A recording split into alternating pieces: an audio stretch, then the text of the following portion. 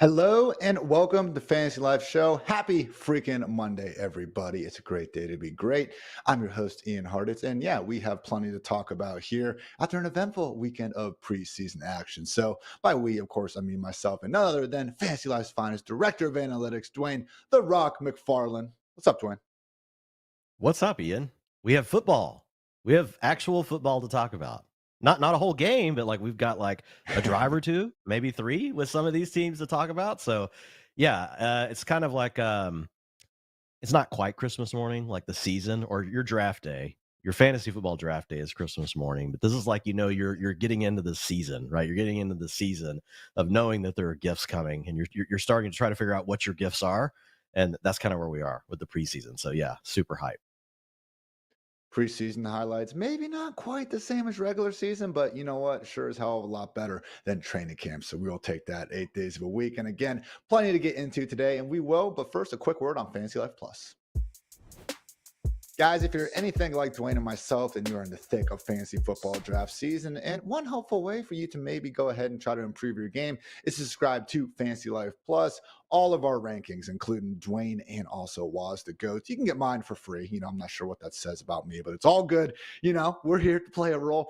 All consensus rankings, also projections. And then truly what I think really separates us is our draft champion tool, fully customizable keepers. You can do a dynasty, actual mock draft going on. Again, I've seen it around the industry where it does just get tough to actually try to get some of these free reps in. And I know we do charge a small price for this, not exactly free, but again, fully customizable mock draft features. And yeah, pretty freaking cool if I do say so myself. So Fantasy Life Plus, as I always say, less than a Chipotle burrito per month for our tier 2 package. Cannot be hating on that. So Fantasy Life Plus, check it out. But now we're checking out some news.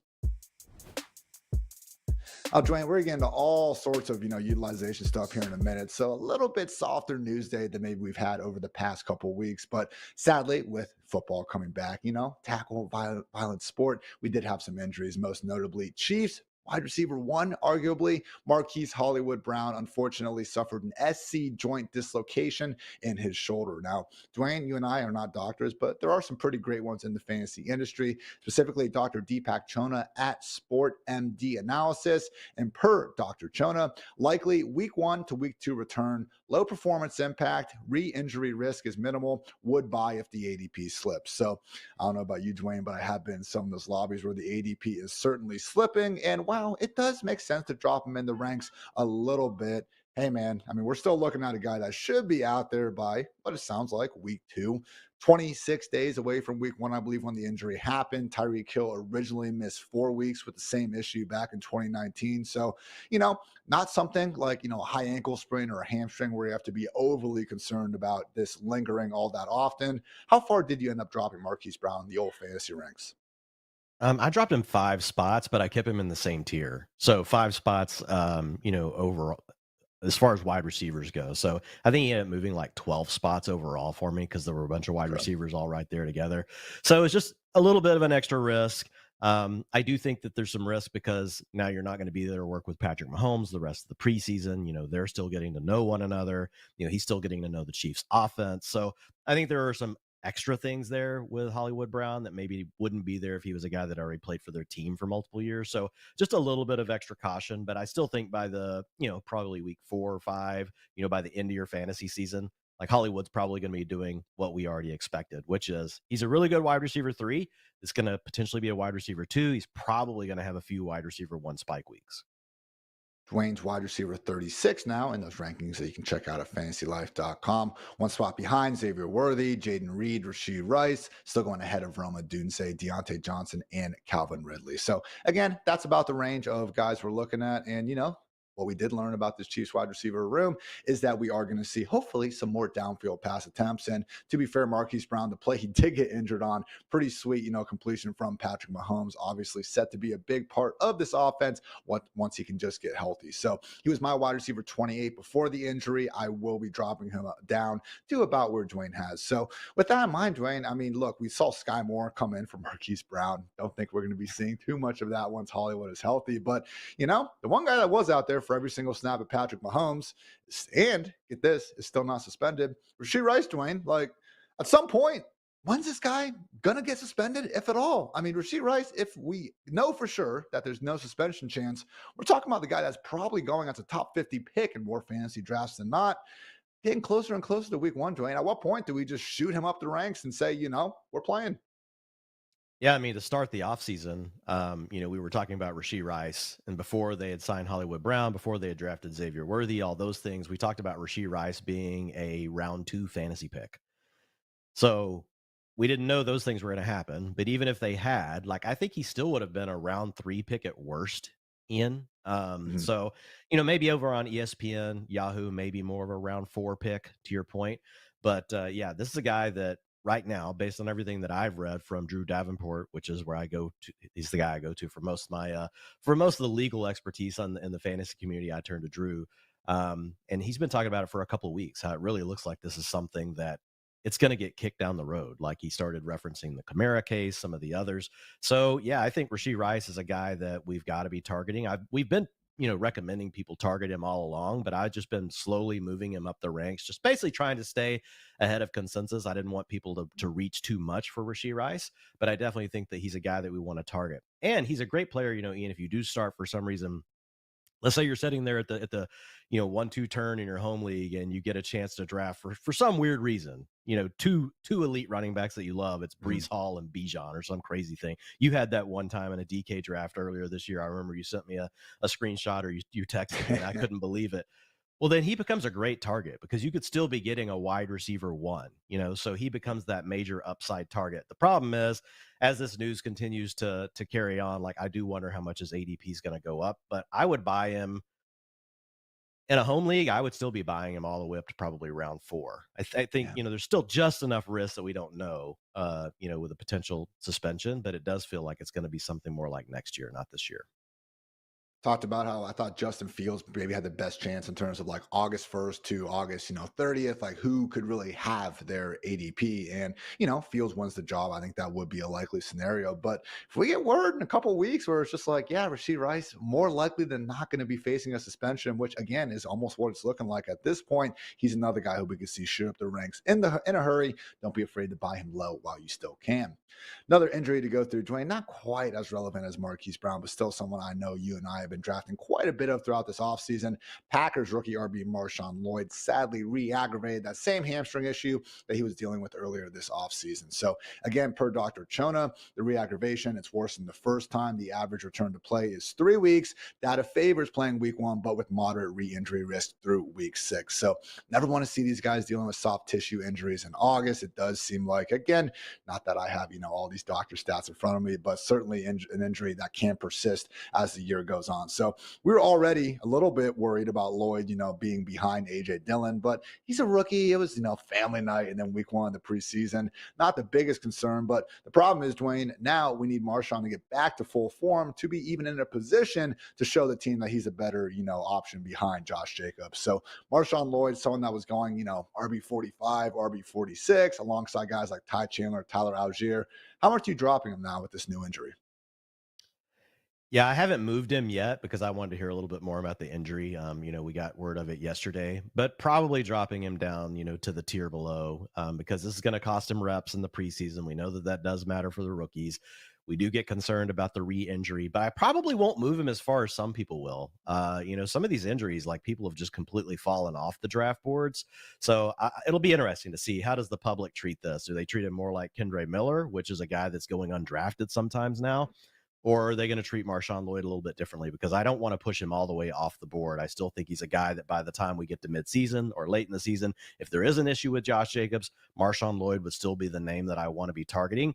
But I do think there's a chance, Ian, like, he's a guy that if you do have him on your team, you could just drop him by week 2 or 3, and then he's going to be the guy everybody's trying to get off the waiver wire if something happens to Josh Jacobs. Again, I still think he's the back you're going to want to have on your team if something were to go down with Jacobs.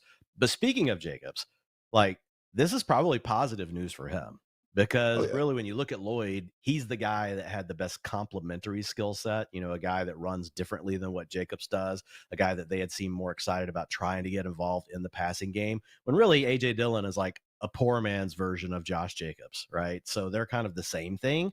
So I do think that there's an opportunity here that this could actually be a good thing, for Josh Jacobs. I don't think you need to move him up your draft board or anything like that. But if you're just looking for a reason to have a little bit more confidence in taking Josh Jacobs in an offense that we know we're going to like with the Packers, I do think that this could be a potential thing that helps him really start hot. Again, could be an issue by midseason still with Yeah. Marshawn Lloyd, but I think early in the season, I have a feeling we're going to see Josh Jacobs shoot out of the gates really hot. Hey man, I mean, when you don't have Lloyd there to steal some of the fantasy-friendly targets, certainly a very good news sign for Josh Jacobs. So I will say, Dwayne, if we're trying to say like who's going to be this year's Tank Bigsby, kind of that RB3, RB4 going off the Uh, board, who we hope has the handcuff value, but we also hope for some standalone value. And then, Isaiah as we found out Spiller. last year, we get nothing. Man, I don't want to say it's Marshawn Lloyd. This injury complicates things and stuff, and that's not what happened with Tank Bigsby last year. Honestly, I think Trey Benson is looking like that guy right now, where again, it's just Oh handcuff no. upside that may or may not ever come, and then just a complete utter lack of standalone value. I mean, look, I've kind of been drafting Ty Chandler ahead of Marshawn Lloyd even before this happened, but I'm with you, Dwayne, where okay, if Jacobs gets hurt, everyone's healthy. I will take Marshawn Lloyd over AJ Dillon, but this isn't a situation where we're just crossing out Josh Jacobs' name and saying, all right, Marshawn, now you're an RB1. I mean, he would be a guy who, again, 15 probably combined carries and targets. We'd like to think his explosive ability could make the most out of him, but I don't think Lloyd is this locked in, RB1 handcuff potential option here. Um, I guess I just, when I look at AJ Dillon, I just don't really worry about it as much. I know they're going to give him some carries, but I feel like Lloyd would be closer to gaining Josh Jacobs, role. And we can't say that it's going to happen for sure, but what we can say is that like we would rather place the bet on Lloyd. We've already seen Yeah. AJ Dillon when he's had that role. So you're not saying with certainty that that Lloyd's going to get the full Josh Jacobs role. That's not what you're saying when you draft him, in my opinion. What you're saying is that, like, hey, if one of these two dudes were to get that role or 80% of that role, which one would be the most likely to be the guy that I would be like going, oh my God, I wish he was in my fantasy lineup? And that's going to be Marshawn Lloyd, not AJ Dillon. So I agree with you. Like, it could end up being like a 50-50 split. It could end up being Jacobs seeing 60% of the work, right? And Yeah. 40% to Lloyd, or some weird split, that we're not even expecting. But Lloyd is still the one I want to put my chip on, because if it does go your way, it's the one you're actually going to be excited to be putting into your fantasy lineups. And it's a great question that you brought up. Like, I think back to Tank Bigsby last year. I think back to Isaiah Spiller. But there's going to be a couple of these guys that we're taking into that range. It happens every single year. And we don't know for sure which ones it's going to be, but they're not going to be worth anything for our fantasy lineups. And then there's going to be some that are going to be absolute gold mines. So that's the beauty of fantasy. Some of this still comes down to luck again. January through August, Dwayne, we know everything. Everything is so clear. And then about 5 minutes into week one, it goes south Chaos. in a hurry. So keep an eye out with that. But again, guys, with Zach Charbonnet, Tyler Algier, even Ty Chandler, I do think at that range of the draft, just a bit more handcuff upside than Lloyd. And that was honestly even before this injury further complicated things. So again, those were the big two injuries. A couple other notes before we move on to some preseason goodness. Malik Neighbors got hurt, but do not panic. It does sound like reportedly just a mild ankle sprain. Dr. Choner does not expect any performance hit or lingering injury ahead of week one. So tentatively not making any changes with the Neighbors news. Lab McConkey is back practicing. Good for him. Kirk Cousins said he'll be ready for week one with the Achilles injury, which I think all of us were like, yeah, I hope so. You haven't really mentioned the possibility that you weren't going to be ready. So good news there for the Falcons QB1.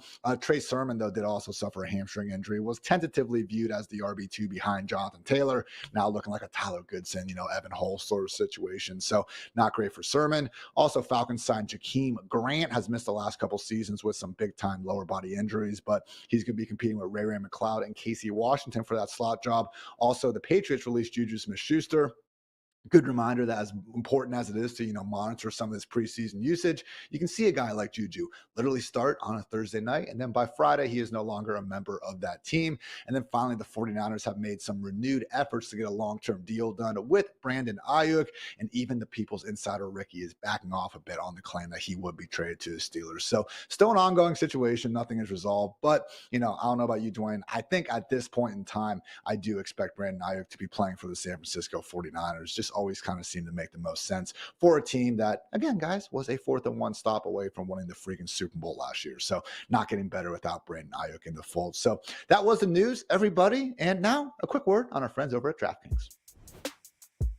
Whether you're watching your favorite team from the screen at home or you're in the stands at the ballpark, there's an even better way to get in on the action. Check out our partners at DraftKings Sportsbook.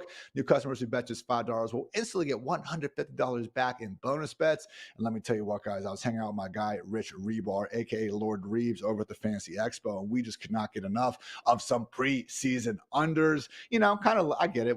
Life's too short to bet the under. I've heard that adage and everything. And while I do agree with it in the regular season, come on, it's preseason football. It's absolutely disgusting more times than not. Give me the under 9 times out of 10 when I'm betting those games. So again, a little bit lame, but you know it's not lame, making some freaking money on DraftKings Sportsbook. So again, use that code FANTASYLIFE. New customers who bet just $5 will instantly get $150 back in bonus bets. Download DraftKings Sportsbook app now. Use our code FANTASYLIFE, and remember, the crown is yours.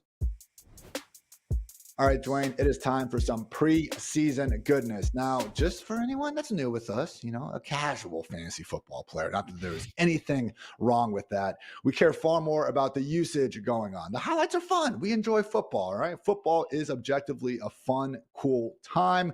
But again, more so, a guy who rested, didn't have to play because he's already secured the first team role is better than someone like Jermaine Burton, who's making big time plays late in the fourth quarter against a bunch of guys who'll be bagging groceries here in a couple of weeks. So again, depth charts are fluid. They can change in a hurry. You know how they can change? Really good performances in the preseason. So when we see someone like Eric Gray making a bunch of plays, even though Tyron Tracy's ahead of him, it is notable. But again, just more of our conversations here are going to be revolved around, again, who has had the good usage we're looking for, not necessarily who played the best against a lot of backups out there. So, Dwayne, you have been grinding all weekend. And if you guys want to go to fantasylife.com, you'll see Dwayne's preseason week 1 instant recap, utilization, and usage takeaways for fantasy football. So went through every single team. There's a bunch of great stuff there. And now we're going to highlight just that. So kicking things off, Dwayne, turns out the number 2 overall pick of the 2024 NFL draft is pretty good at football. Jayden Daniels only ended up playing a handful of snaps, but boy, did he make the most out of them.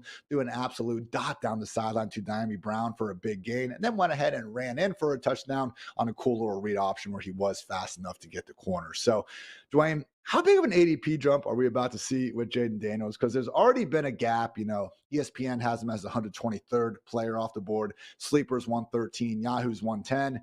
And then we go to some of the higher stakes leagues, man. NFFC pick 102 and FFPC pick 76. So, you know, right now we're seeing Joe Burrow, Dak Prescott, Jordan Love, Kyler Murray. Those are kind of the next quarterbacks that Jayden Daniels is behind right now. Do you see him really jumping any of those guys, or is it just a situation where we're probably going to see some users in drafts just going more so out of their way to get a dynamic rookie quarterback?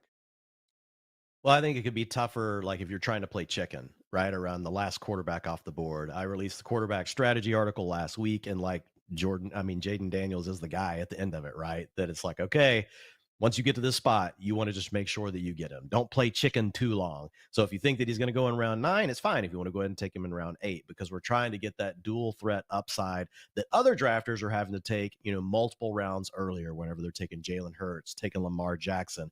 Because if you do hit on Jayden Daniels and he does somehow pull off a top 5, top 6 finish, well, then that means those earlier picks that you were making, right, at running back, wide receiver, tight end, while your league mates were taking quarterback, if you hit on those and you hit on Jayden Daniels, well, then that's an advantage, you know, to your team.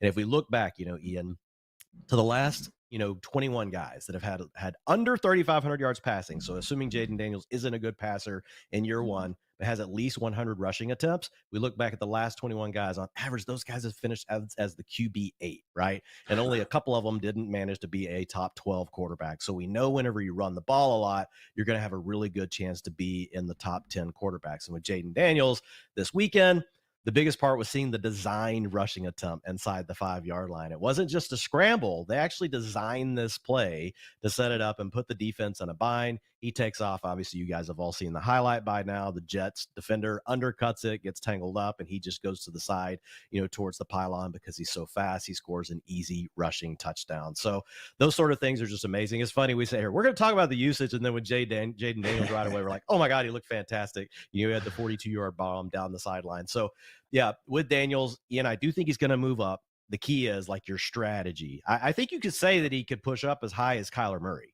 Like, I think, Yeah. there's a chance he outscores Kyler Murray. I'm still going to take Kyler before because we've seen Kyler do it. And I think that Kyler has a bigger ceiling probably this year as far as passing yardage goes. And they're probably similar on the ground. I would give a slight edge to Jayden Daniels on the ground. But you could make an argument that he should be going right after Kyler in drafts. And the other alluring thing here for really both Kyler and Jayden Daniels is that their defense sucks. I mean, these are two of the reigning bottom three defenses in, scoring last season. In Washington's case, I mean, again, they just traded away their pass rush, and lo and behold, they couldn't really cover anyone before. When you can't pressure the quarterback, that doesn't help matters. So we have a bad defense. We have an offense that obviously is leaning into his talents, as Dwain mentioned, with the read option game. Don't think we're going to be seeing, 15 plus goal line rush attempts like Jalen Hurts or Josh Allen, but at a minimum, I mean, it's really not crazy to say that Jayden Daniels is going to have a similar rushing usage profile as someone like a Lamar Jackson, like a Kyler Murray, again, getting over that 100 plus rush attempt mark, where to Dwayne's point, only 2020 Cam Newton, 2014 Colin Kaepernick, and 2018 Lamar Jackson did not post top 12 per game numbers in fantasy land after getting 100 plus carries. So even the Lamar numbers are a little bit skewed because he was, again, working behind Joe Flacco for a good chunk of his rookie season, more in a wildcat role. So, Dwayne, again, don't want to get too carried away with some of the schematic stuff we saw from the preseason, but encouraging first time from Washington, fastest pace of play in the preseason per Jacob Gibbs, which was something we expected under Cliff Kingsbury, who, as we know, certainly got some good fantasy seasons, at least out of Kyler Murray. So I'm with you there in terms of him potentially pushing up towards Kyler. I mean, if we threw ADP out, Dwayne, all right, you just need to pick your guys. Who do you think is going to score more fantasy points this year? Dak Prescott or Jayden Daniels? I think Jayden Daniels is It's going to Jayden score more Daniels. fantasy points. Dak we like, and Dak's proven that he's going to be a top 12 quarterback, but he ran really pure last year. And I'm just worried that the Cowboys won't run that pure again. Like, as far as touchdowns and everything, it worked out really perfectly last year for Dak. You ask me who's got the better floor, it's Dak. But I think that Jayden Daniels is going to score more fantasy points, and he also has a better ceiling than Dak Prescott. I know that sounds weird, but I just think it's true. I am with you, man. Again, it's fantasy football, not real football, and dual threat quarterbacks tend to be the closest thing that we have known to a cheat code. So good stuff on Jayden, one of many first round rookie quarterbacks to really put together a promising week one of the preseason. We'll see if he even has to play anymore out here. So good stuff there. Also, guys, fun announcement that just dropped over at fantasylife.com. We have acquired guillotineleagues.com. Very cool format. I'm not sure if you guys have played before, but essentially you start your fantasy draft, and guess what? If you know what a guillotine is, you get your head chopped off. That does not happen, to be clear. We are not chopping anyone's heads off, but we are chopping a fantasy team's head off after each and every week. And by the end of the year, just one team remains. So I know we did a version of this last year, and freaking Dwain had to win. The guy does know a thing or two about fantasy, as much as I like to pretend like I'm going to take him down, one of these years. But yeah, guys, again, if you go to fantasylife.com or even just our Twitter page, you can read more about it. Very cool format, and we are thrilled to be in the Guillotine League business. So cool stuff there. Dwayne, another rookie quarterback who is impressing, Bears QB1 Caleb Williams. I mean, at this point, it's hard to just even think that we're going to be in a reality where there's still no Bears quarterback to not have thrown for 4,000 yards by the time this season is over. So with Caleb Williams, man, again, showing off just a sort of arm talent that made him the number one overall pick in the first place, and just kind of the poise and just cool calmness under pressure that, let's face it, haven't exactly seen from a Bears quarterback in quite some time. So scrambling to pick up first downs. I mean, the bootlegs, just kind of manipulating some of the defenders under pressure. He looked really freaking good out there on his way to averaging 13.6 yards per attempt. So he's got the Pro Football Reference page. These guys weren't on it until they had finally played some preseason action. And the confirmed nickname, Dwayne, it's Superman. And that's kind of what he looked like out there. So Caleb Williams, man, someone I was, happy enough to claim in my Kings Classic draft this weekend. What are the expectations here? Because even if he isn't quite as fantasy friendly as Jayden Daniels, I mean, we saw Stroud put up big time numbers last year as more of a pure passer. And when you look at the weapons in that Chicago offense, man, I don't want to say that Caleb couldn't crack the top five if all things go his way as well. Yeah, I mean, and we want to be careful talking about preseason. You're playing against more vanilla defenses and things like that. But I thought Hayden Winks actually had a really good film breakdown of how the Bills were trying to give some kind of weird looks to Caleb, and he was still processing the information, right? So it's not all vanilla defenses are the same, right? There's a little bit of a difference. But when we look at Caleb Williams, the thing that impressed me the most, Ian, yeah, it's preseason, but But even when you look at those plays individually, he's doing things that we just don't see other quarterbacks do. You already talked about the rollout, sprinting to his right, and getting downfield to Cole Kmet on that long throw on the sideline. But they had a 3rd down and 12 that they converted to DJ Moore, and he had an underneath option there. And so many quarterbacks, man, they're going to see a tight window. They're just going to check it down and hope that maybe that running back can take off and get the first down. But he didn't. He drilled it in there. He found DJ Moore. He got the first down. And then, the play where you're trying to set up the middle screen, and immediately you've got a defender in your lap, and you still somehow no look pass it to DeAndre Swift, who takes off for 42 yards. You just see these shades of Mahomes and a lot of these really great quarterbacks, with Caleb Williams. So, yeah, you talked about it. You've got Keenan Allen, who didn't leave the field. You've got DJ Moore out there, who we already talked about. You got Romo Dunze, the number 8 pick overall. You've got Cole Kmet, Gerald Everett. DeAndre Swift's a good receiving back. Like, he just has a loaded offense. I do think there's a chance for him to throw for 4,500 yards this season. So he's a guy that, like what we just talked about, Jayden Daniels, once he's gone and then you're in that range with Jordan Love, I do lean to Caleb over Tua, over, I don't know. I think Brock Purdy's where it gets really interesting. Yeah, like, would you rather take Caleb Williams or would you rather take Brock Purdy? Because I definitely think Caleb Williams, he's not as big of a lock to throw for the same yardage as Brock Purdy or as many touchdowns. But if he does, he's going to probably add on 400 or 500 yards rushing. 400 I think is very feasible. 350 is probably probably about where I would set the line for Caleb. And if he scores 4 or 5 touchdowns, because he did that, in college, he was very he would take off once they'd get down inside the 10-yard line. Man, if he does that too, that's going to make him a potential top 6 quarterback. So I am interested in your thoughts. Like, once you get into that range, how you feel about Caleb.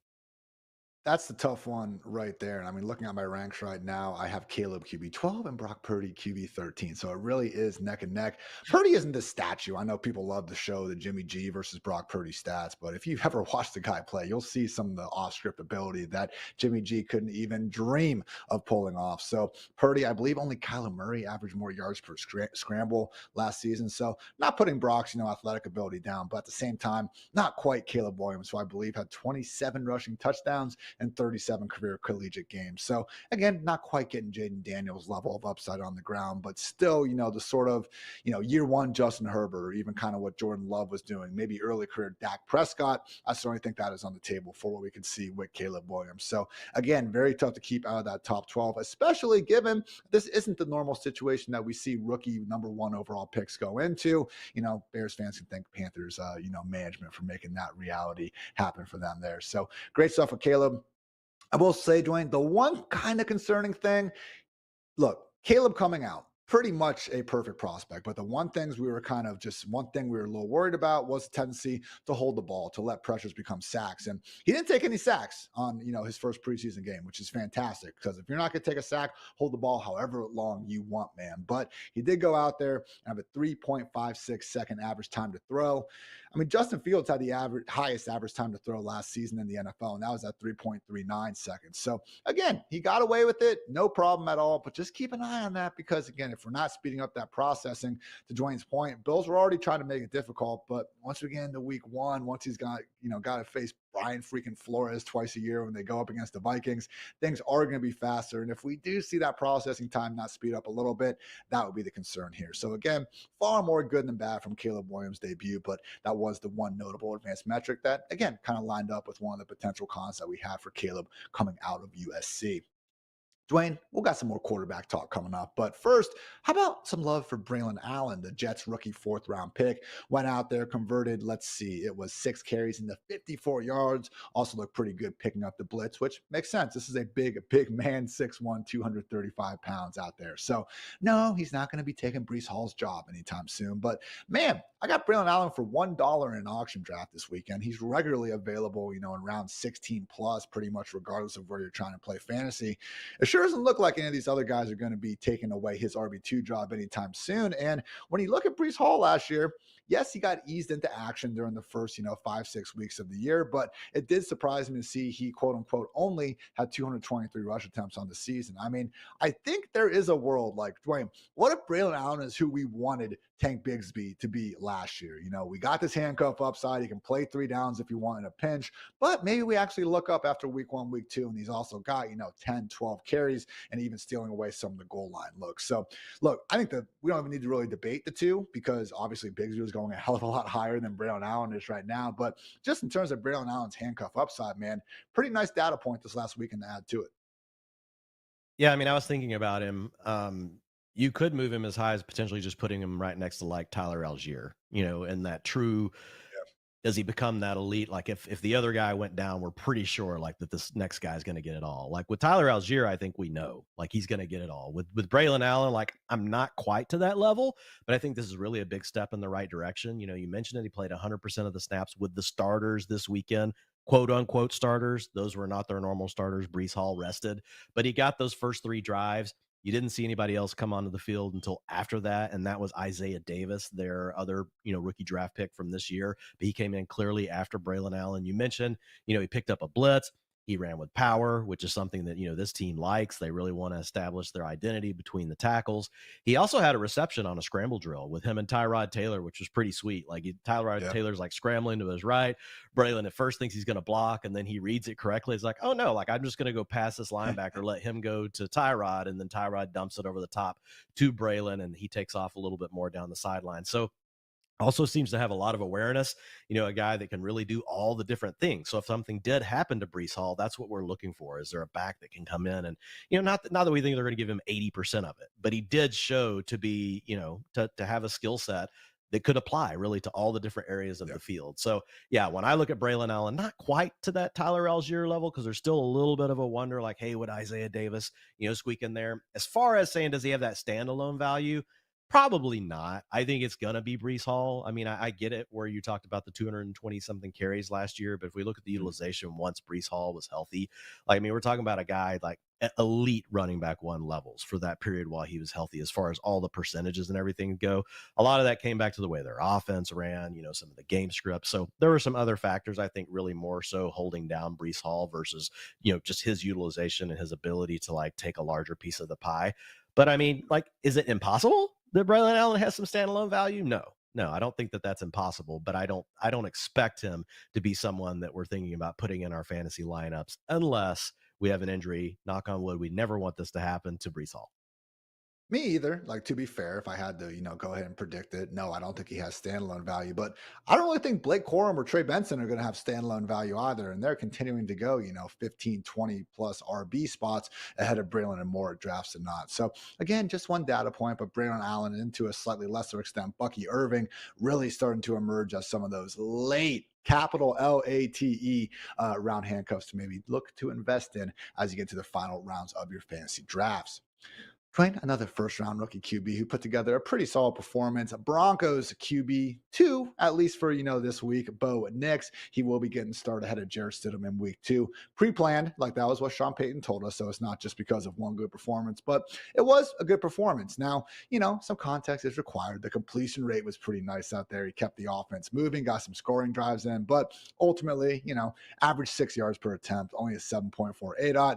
For PFF's worth, they did actually have him as the lowest graded passer of the 6 first-round picks. But Dwain, we did see some nice, mobility out there. Actually kept the read option for a first down, scramble for another one. And to be fair, would have had a bigger statistical performance through the air if Josh Reynolds had come down with what was a really well-thrown 30-yard potential touchdown down the sideline. So good performance from Bo Nix. But I think the question is just, when we have any quarterback that is tentatively expecting to start 17 games and they can move a little bit, even if the offense sucks, man, we can get some usable fantasy performances out of those guys. Desmond freaking Ritter had 6 top 12 fantasy performances last year. Sam Howell ended up putting up some pretty solid counting numbers, even if obviously it was a mixed bag with some of the other stuff. I mean, why can't Bo Nix be as good as those guys in the year 2024?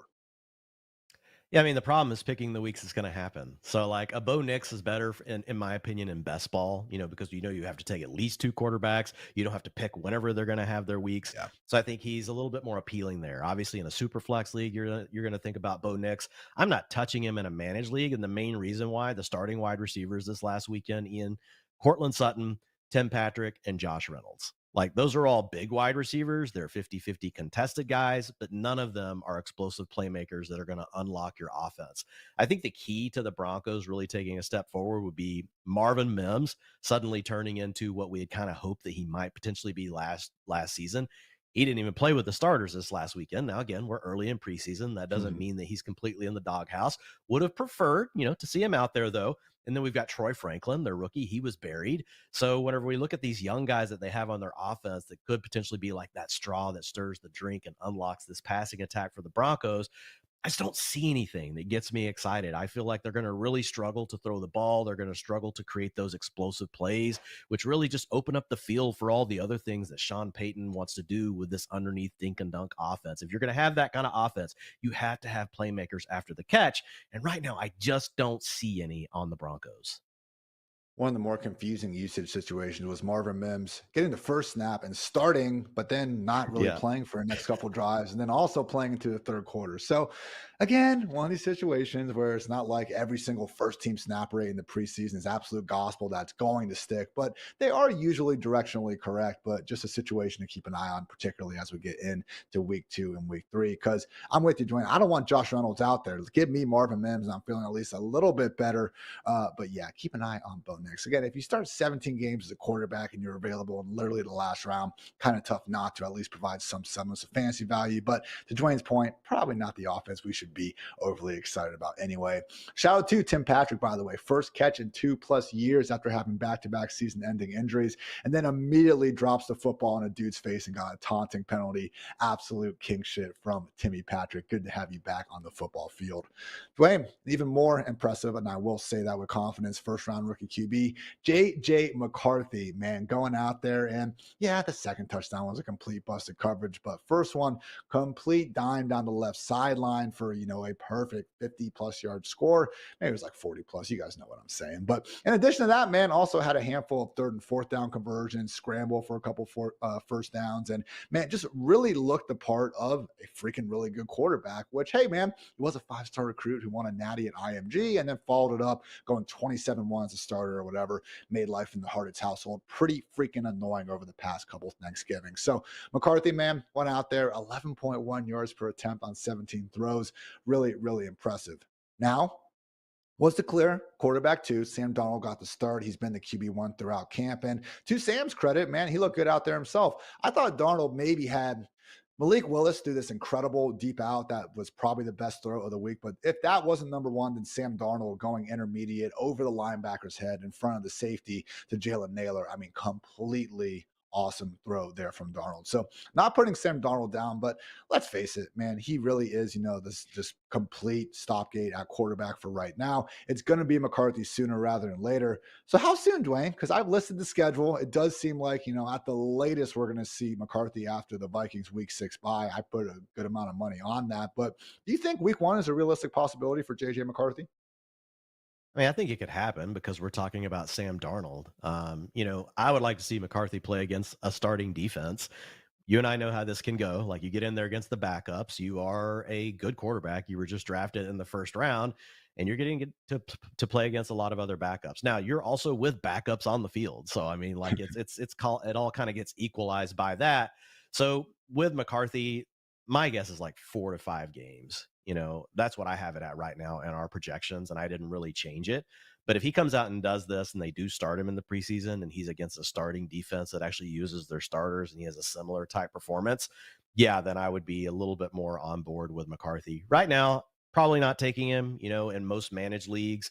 Superflex, obviously, on the board, talking about, best ball again. I'd be willing to take McCarthy. But yes, it is very encouraging. And I did write up today, in the utilization recap talking about the Vikings offense. This is one that, I've got projected for, like a 40 to 50 yard drop in yards passing per game.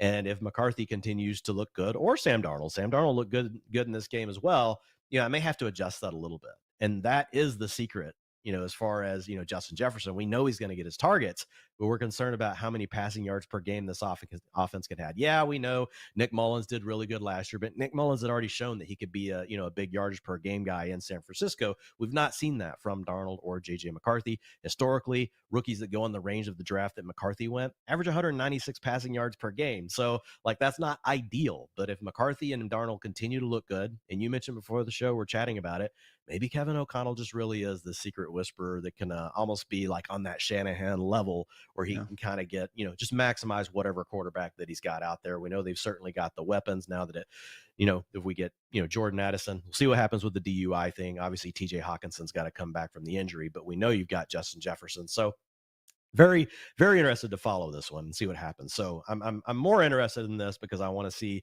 should I change my thoughts around some of these skill players, for the Vikings, because I haven't been drafting them very much. For what it's worth, with Addison, our legal expert, Drew Davenport, does believe that Addison will not be facing a suspension, at least in the year 2024. So we'll keep that in mind when evaluating all these guys. But look, we're not drafting McCarthy or Bo Nix or Drake May or those guys, in typical one quarterback home leagues with our friends. But Dwayne, it is 2024. People super flex more often now, man. So look, I don't want them as my QB2 in super flex either. I'm usually spending 2 of, I would say, my top 4, sometimes 2 of my top 2 round picks on quarterbacks and locking those down. But let's say, we got Kyler and Jordan Love already. So we're set, but we want that third quarterback at the end of our super flex draft. JJ McCarthy, Drake May, Bo Nix. That's my order. What say you? Yeah, I think that's probably the right order after watching them all. I think Drake May and JJ McCarthy is just a matter of who do you get lucky on and they become the starter first. But I do think that McCarthy's got the better weapons. I do think that Drake May is going to scramble more than McCarthy, but we did see 2 scrambles last weekend for 18 yards for McCarthy. We know that he is an athlete, so maybe there's this part of his game and this potential that wasn't necessarily unlocked, or they didn't have to use it, whenever he was at Michigan. So I think there's an opportunity that if that part of his game is there and we don't realize it, then I would clearly take McCarthy. Because he's got the weapons. He would then also have that scrambling upside, whereas Drake May, we're like, okay, he's probably going to push the ball down the field. We know he's going to try to make big plays, and we know that he's going to give us some upside on the ground. He was the guy second behind Jayden Daniels in this class as far as his design rush attempt percentage and his scramble rate. So we know we're going to get those points. But if I knew that McCarthy was going to have that as well, then I think I would be with you. It would be McCarthy, then Drake May. And again, I think that rushing is close enough. Obviously, Meg is the advantage, but then we look at the offense and the personnel they're getting to throw to. That's why McCarthy is ahead of May for me this year. Dynasty, I still got Drake May ahead of McCarthy. Don't get it twisted, but yeah. And then sorry for what you're dealing with, Bo Nix, Josh Reynolds experience. Not exactly what we want any of our first round rookies to be going through. So good stuff there, Mr. McFarland. Last thing before we get into some rapid fire usage notes, Keon Coleman, 100% route participation with the Bills starters, which, hey, didn't have Mac Hollins out there, so perhaps that could change, but certainly good to at least see him ahead of guys, like Marquez Valdes-Scantling. So Curtis Samuel, Khalil Shakur also playing plenty in an offense that does figure to keep the, foot on the gas in terms of 12 personnel uses as well. So talk about the takeaways that we saw from Keon Coleman and really this brand new wide receiver group in general in Buffalo, Dwayne. Yeah, I mean, Coleman was out there. You mentioned 100% route participation, with the starters. There's 2 ways you can look at the starters on this one. I looked at the offensive line, which was out there for 2 full drives. I think that's what was planned. And then Josh Allen started running around, and the coaches were like, okay, Josh, like timeout. Why don't you just come off the field? So I also looked at it with just Josh Allen on the field. So, for example, like James Cook, 100% of the snaps with Josh Allen. But if you look at with the first team, offensive line, he split more carries with Ray Davis. Okay, so when we look at Keon, he was the guy that was out there the most. Ian, he had a 27% target share, which tied for first on the team with Khalil Shakur. I will say with Coleman, some of the things that we've talked about, inability to separate, doesn't necessarily look like a dynamic playmaker. If you're sitting there watching the film, some of that stuff was still there. I mean, I watched all of his reps, but if he's going to be out there all the time on an offense where we don't know who the true lead is, and he's still a rookie, he's still going to be a guy that's going to be learning. I do think Keon is a guy that we want to be considering targeting, in our drafts, especially in home leagues where he goes later, talking about a guy that you're getting after pick 100 in those drafts that could be the number 1 wide receiver for the Buffalo Bills. We don't know for sure that who it's going to be, but it could be Keon. He's the guy that they invested the first round pick in. As far as the rest of the guys go, Curtis Samuel was really next. He was out there 75% of the time that Josh Allen dropped back to pass, and he was often, all around the line of scrimmage. You can see he's going to be on these bubble screens. He's just standing there behind the line of scrimmage. So a lot of these little read option plays where either Josh Allen could take off, or he could make a quick throw to Curtis, or he could hit the guy in the seam, which might be Dawson Knox or Dalton Kincaid. And then there was Khalil Shakur. Ian, I thought he really looked like the best wide receiver. out of this group. Watching all the reps for each one, he was the guy that's creating separation on his own in the intermediate passing game. He was the guy that they went to on the third downs, but he only played 39% of the pass plays that Josh Allen was out there, and he and Curtis Samuel were battling for the slot reps. We have heard in camp that Khalil Shakir is playing in the slot and that Curtis Samuel was playing out more wide. So this is a concern. If they're going to both be battling for those inside reps, and it was Marquez Valdez-Scantling who was on the field playing outside. He was out there for 77% with the starting offense, only 25% though with Josh Allen. I think more of his is just really Okay. Mac Hollins didn't play in this game, but it's really a Right. like a stylistic thing. Do they want to have two vertical wide receivers on the outside, which would really be Mac Hollins? Keon's more of an intermediate and a deep guy, right? If they want those two guys out there and then they're making the other two rotate on the inside, that becomes a problem. So that's the thing that I really want to keep an eye on here. I was hoping that it would be, Samuel and Khalil Shakir on the field together. We didn't see that as much. Still got some questions to sort out, but honestly, man, like different positions, but almost reminds me of the Miami running backs last year where we don't know exactly how it's going to shake out. That's why everyone is cheap as they are. But we do feel pretty good about Dwayne. This Bills offense continuing to score a lot of points, continuing to throw for a lot of yards and touchdowns, meaning, yeah, buy these guys close to their floor. Then their ceiling, love, love, love a chance to get Curtis Samuel. And yeah, even Khalil Shakur outside the top 50 wide receivers in more drafts than not. So yeah, that was the Bills wide receivers. Now, guys, again, please do yourself a favor. Go to fantasylife.com and read Dwayne's entire utilization report takeaway. But in the meantime, here's some more quick notes, starting off with running back. Over in Tennessee, saw exactly what we've been hearing out of Nashville all off season, and that is Tony Pollard and Tajay Spears largely splitting first team reps, 57% versus 43% in favor of Pollard. Both look explosive, both probably going to be upside RB3s as long as both are healthy. Kenneth Walker got full starters rest in Seattle. Zach Charbonnet only played a drive. So again, looking more and more likely that Walker will be the bell cow in Seattle. Trey Benson, clear RB2 in Arizona. Didn't make the most out of his opportunities, but let's get him behind the first team offensive line one of these days and see what happens. But yes, certainly more of a handcuff right now than anyone we're expecting to, challenge James Conner for the starting job. Ty Chandler, 100% snaps with the starters, clear RB2 in Minnesota. That was good to see. Broncos, certainly featuring Javonte Williams as the lead back, but keeping up a ton of other guys involved, even Samaje Perine on some of the third down pass pro usage. Not great for Jaleel McLaughlin. Austin Eckler splitting things with Brian Robinson, getting the lead pass down work. Interestingly enough, if you notice, guys, on that Jayden Daniels read option touchdown, it was Eckler in the game. So if we are going to get a comeback season from Eckler, he needs to get some of that goal line work in addition to pass down stuff. At least for one game, looked like he was getting just that. Clyde Edwards-Helaire, despite the training camp reports of Deneric Prince being the RB2, CEH was the second one in the game. Tank Bigsby clear RB2 in Jacksonville. Bucky Irving looking that way in Tampa, although Chase Edmonds rested alongside Rachaad White. And Damian Pierce 100% snaps with CJ Stroud, while Joe Mixon remains out with a hamstring injury. Didn't make the most of him like Trey Benson, but again, if Mixon's not out there, we would be expecting Dame to be that lead dog. And then finally in Pittsburgh, Najee and Jalen Warren really splitting things right down the middle. So Dwayne, I think biggest one there is in Tennessee, Pollard and Spears looking like pretty solid upside RB3s right now. Yeah, 57% of the snaps went to Pollard, 43% went to Spears. You mentioned it. Both of them looked really good. If you look at the box score, you wouldn't know it. You're going to see that Tajay Spears looks like he had way less than Tony Pollard. But on a couple of his running plays, man, it was just completely blown up in the backfield. He had nowhere to go, where Tony Pollard on one of his carries just had a huge alleyway that he took off for one of his long gains. So Spears, though, man, a great cutback run down inside the 5-yard line to score a touchdown. Yeah. I mean, it's about as sweet as it gets. So, guys, you got to go check out that highlight. But yeah, whenever we talk about the design rushing attempts, 50% to Pollard, then we had 38% to Spears. If we look at the passing down work, so your route participation, 50% to Spears and 33% to Pollard. So a little bit more passing work for Spears, a little bit more rushing work for Pollard, but they are interchangeable. And to your point, Ian, this goes along with what we've been hearing from this coaching staff all along. So we like it when that sort of thing happens, right? We see the way they invest their capital. They added Pollard in the offseason. They're saying all the right things. These running backs do match from a skill set perspective. And now we see that same thing play out in the preseason. I think we can be pretty confident that this is going to be a really close split. Was good to see. Maybe some pre-2023 vintage Tony Pollard on that explosive run Yeah. as well. But yeah, both guys looking pretty darn good out there. At wide receiver, it was Keenan Allen and DJ Moore playing in 12 personnel. Roma Dunze just a 50% route participation rate with the starters. Dontavian Wicks touchdown was awesome. We all saw it. We all had a good time. Just realized it was still Romeo Dobbs and also Christian Watson and Jaden Reed playing 2 out of the 3 snaps with the starters, while Wicks just had 1.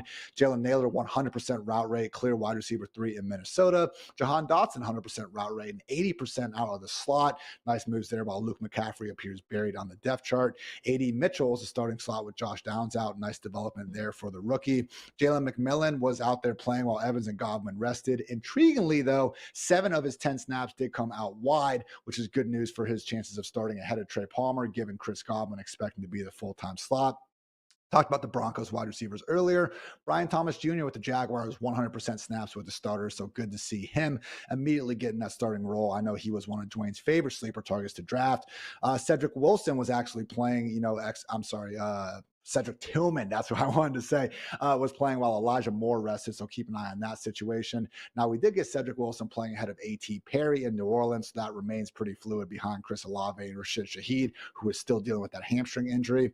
Yoshi over in Cincinnati was the starting slot, but Jermaine Burton, guys, I know we said don't worry about the performance, but man, the 2 catches he did made in the fourth quarter showed off some of that tantalizing field stretching ability. Would not be surprised at all if he rises up the ranks here soon. Van Jefferson, early favorite for the Steelers wide receiver 2 job. Calvin Austin looking like the odd man out in the slot. And then Malik Washington and Casey Washington flashing with their opportunities, just like our lovely friend Greg, aka Coach Speak, told us last Friday. So shout out Greg for nailing that situation. But Dwayne, again, I think out of all this, just kind of surprising, it was Roma Dunze only getting that 50% route rate. Turns out Shane Waldron still very much loves himself some 12 personnel.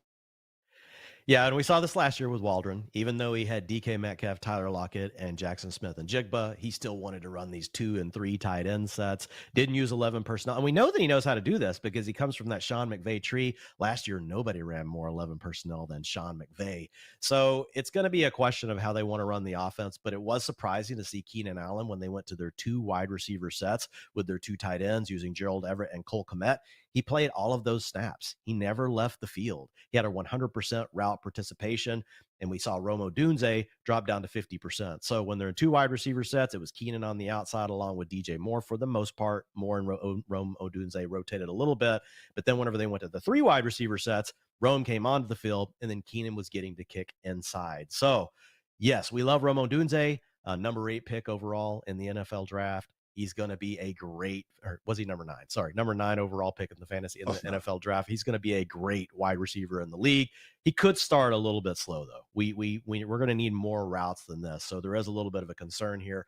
He's a guy that might be coming on stronger towards the end of the season, but you might not want to have him in your lineup early on. Again, this is the first preseason game. There's all sorts of weird things that coaches do with usage. They could have just said, we're going to give Keenan all of his reps in this game and not play him the rest of the preseason. So we'll come back to this, but right now it is a little bit worrisome for Roma Dunze.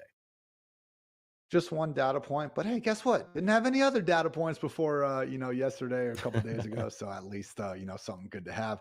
And finally, guys, a couple quick tight end notes. Brock Bowers and Michael Mayer both starting, but just 50% route rates for both. So that was not ideal. Same thing with Dalton Kincaid and Dawson Knox. Although they had 75% route rates, again, just taking the wide receivers off the field a bit more. Johnny Munt looking like the clear-cut receiving tight end option, while Hawkinson remains out in Minnesota.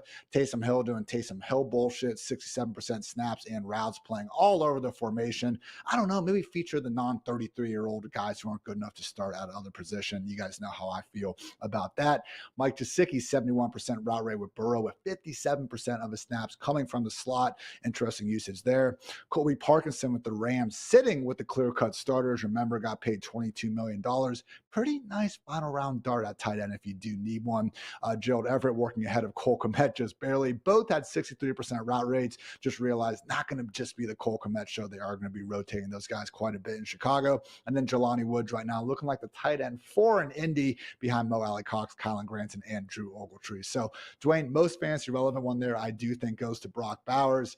50% route rate is tough, man. No one's doubting the ability there. But guess what? Devontae Adams, also pretty good. Jacoby Myers, also pretty good. Michael Mayer, also pretty good. And the quarterbacks, no, they are not also pretty good. So Brock Bowers would be a lot cooler if we could at least get him out there, man, running routes every time AOC or Minshew are throwing the football. Yeah, I'm still taking this as a positive, though, to say 79% snaps for Brock Bowers and then 86% of the snaps for Michael Mayer. We haven't seen that sort of tight end utilization for two guys at the same time since Rob Gronkowski and Aaron Hernandez. And we've talked about all offseason. It's pretty rare to see that. So could we get it again? And that's what people are hoping for with the Raiders. So at least they do come out this game and they show that that's possibly their intent. Now, again, we've got a really small sample here, but both guys were out there. I think there's a chance, Ian, for them to be running more routes, the two of them, and not one of them having to stay in to block whenever you've got your starting offensive line. You had Colton Miller, who's still on the pup, not in the game. You also had Jackson Powers Johnson on the pup. So they only had three of their starting offensive linemen. They might be trying to play it safe early on with some max protection, different things like that, because clearly they're out there. One of them's having to stay in to block, but at least the first step is there. They're thinking about using these guys. And this is what they should do. Whenever you've got Michael Mayer and Brock Bowers, 12 personnel should be your base formation set. So we'll see if it continues, but I think overall this is encouraging, more so than a negative. Yes, we need the route participation to come up, but at least they're getting them on the field. Man, I don't want to put bad voodoo out there for Cowboys fans, but can you imagine a quarterback like Dak in this Vegas offense, man? Weapons all over the place.